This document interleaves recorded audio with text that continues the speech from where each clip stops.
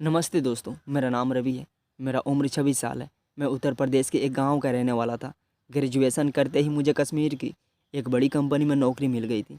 मैं कुंवारा था, इसलिए अपने माता पिता को गांव में छोड़कर कश्मीर अकेले ही आया था।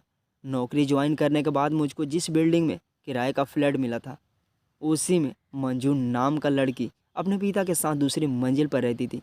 घर से मेरा दफ्तर बहुत दूर था, इसलिए आने जाने के लिए मैंने मोटरसाइकिल खरीद ली थी। शुरू में तो नहीं, मगर बाद में मैंने इस बात पर ध्यान दिया कि शाम को जैसे ही मेरी मोटरसाइकिल बिल्डिंग के बाहर आती है, दूसरी मंजिल की बालकनी में झट से एक खूबसूरत लड़की आकर मुझे देखने लगती है। पता करने पर मालूम हुआ कि उस लड़की का नाम मंजू है। धीरे धीरे मुझको लगने लगा कि मैं मंजू से प्यार करने लगा हूँ, उसके बिना नहीं रह पाऊँगा। एक दिन मैं मंजू को अपने दिल का हाल बताने के लिए बेचैन हो गया। जैसे ही मैं शाम को दफ्तर से आया, मंजू को बालकनी में देखा। मैंने संकेत से उसे बताया कि मैं उसके पास आ रहा हूँ। मंजू ने मुझे माना नहीं किया। फिर मैं खुश होकर उसके फ्लैट पर पहुँच गया। मंजू दरवाजे पर खड़ी थी। उसने मुस्कुराकर मेरा स्वागत किया, फिर मुझे अंदर ले गई। मुझको बैठाकर मंजू चाय नाश्ता के लिए जाने लगी, तो मैंने उसे रोक कर अपने पास बैठा लिया। मैंने पहले उसे अपने बारे में बताया, फिर कहा कि मैं उससे प्यार करता हूँ और शादी करना चाहता हूँ। क्या आपको पता है कि मैं विधवा हूँ? मेरा 6 साल का एक बेटा है। मुझको मंजू की इस बात पर यकीन नहीं हुआ। मैंने कहा, अभी तुम्हारी उम्र 21 साल की होगी, इतनी कम उम्र में तुम्हारी शादी हो गई, बच्चा भी हो गया और विधवा भी हो गई। मुझे लगता है कि तुम मुझसे शादी नहीं करना चाहती हो, इसलिए ऐसा कह रही हो। मंजू कुछ कहती, उससे पहले ही एक कमरे से बच्चे के रोने की आवाज़ सुनाई पड़ी। मंजू उठकर उस कमरे में चली गई। जब वह आई तो उसकी गोद में एक खूबसूरत बच्चा था।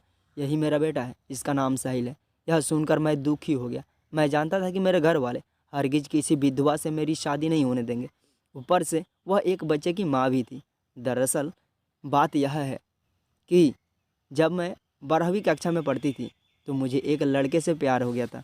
वह मेरे साथ ही पढ़ता था। मेरे पिता को पता चल गया था कि मैं प्यार मोहब्बत के चक्कर में फंस गई हूँ। उन्होंने उस लड़के के पिता से शादी की बात कर डाली। फिर मेरी पढ़ाई छुड़वा कर उस लड़के से शादी कर दी गई। शादी का 1 साल होते होते मैं विधवा हो गई। एक सड़क हादसे में मेरे पति की मौत हो गई थी। उस समय मैं पेड़ से थी। उसके बाद मुझ पर कहर टूट पड़ा। ससुराल वालों ने डायन कहकर घर से निकाल दिया और मैं मायके आ गई। मेरे पिता ने तो इस सदमे को बर्दाश्त कर लिया, मगर मेरी माँ बर्दाश्त ना कर सकी। दिल का दौरा पड़ने से उनकी मौत हो गई। माँ की मौत के बाद मैंने खुदकुशी करने की कोशिश की, मगर पिता ने मुझे बचा लिया। मुझे समझाया कि बच्चे को हर हाल में जन्म देना होगा और उसके लिए जीना होगा। उन्होंने यह भी कहा कि अगर मैं खुदकुशी कर लूँगी तो उनका क्या होगा? इस बुढ़ापे में उन्हें कौन देखेगा? पिता की बात बिल्कुल ठीक थी। मैं अपने माता पिता की इकलौती औलाद थी। मैं खुदकुशी कर लेती तो उन्हें देखने वाला कोई नहीं बचता। समय पर मैंने बच्चे को जन्म दिया और पूरा ध्यान उसकी परवरिश पर लगा दिया।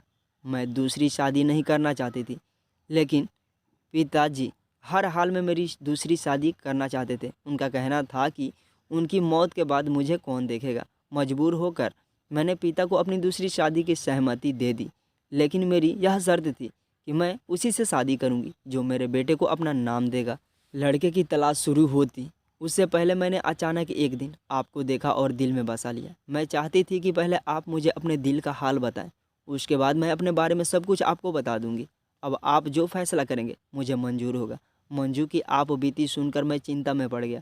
मैं आनन फानन में कोई फैसला नहीं करना चाहता था। घर वालों को मनाने की बात कहकर मैं वहाँ से चला गया।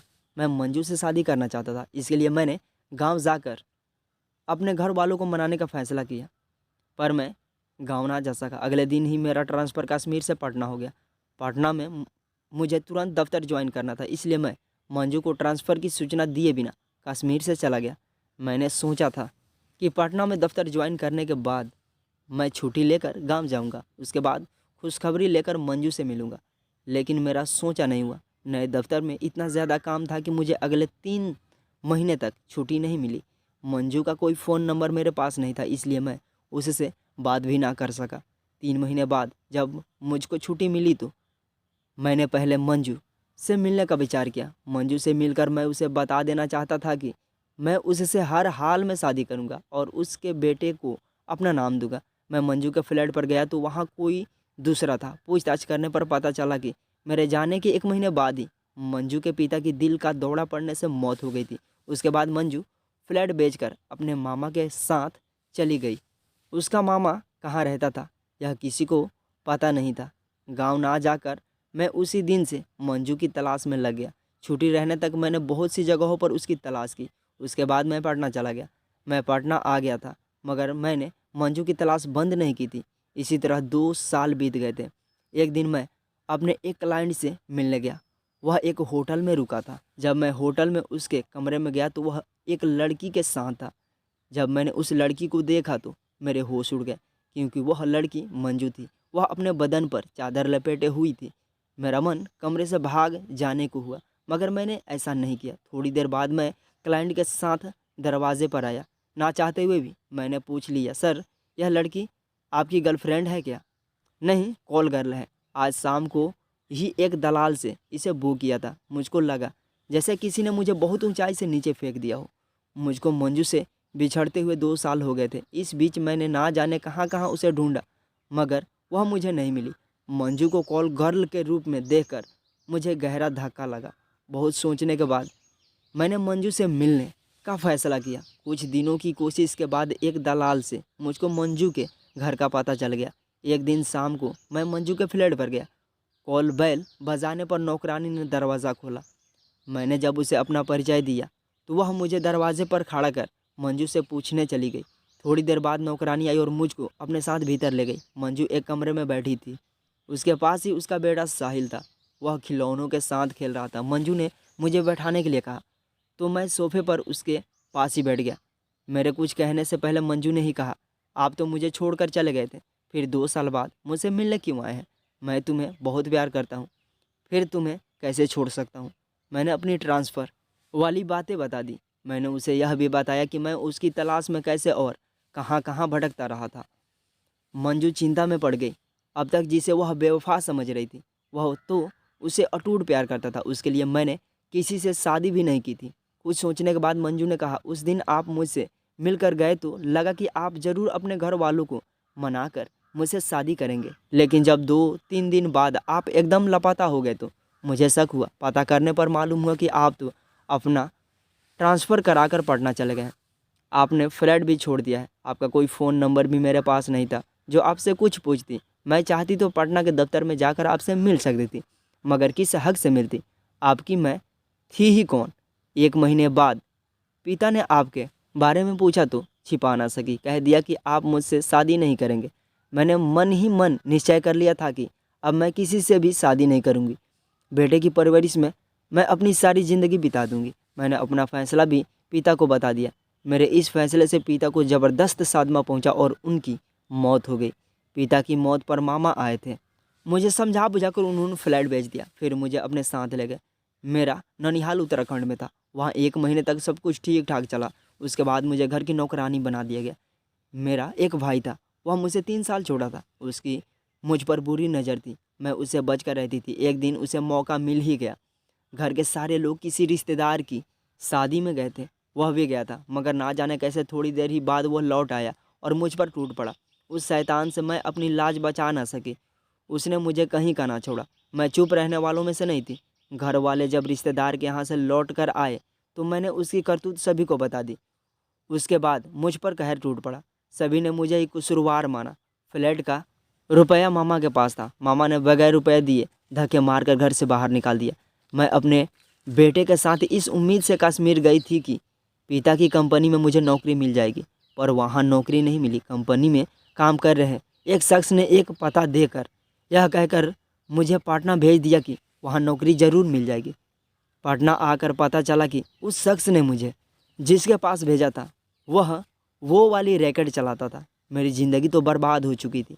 अब मैं बेटे की ज़िंदगी बर्बाद नहीं होने देना चाहती थी, इसलिए वो वाली रैकेट से जुड़ गई। 1 साल बाद मैं उस रैकेट टीम से अलग हो गई।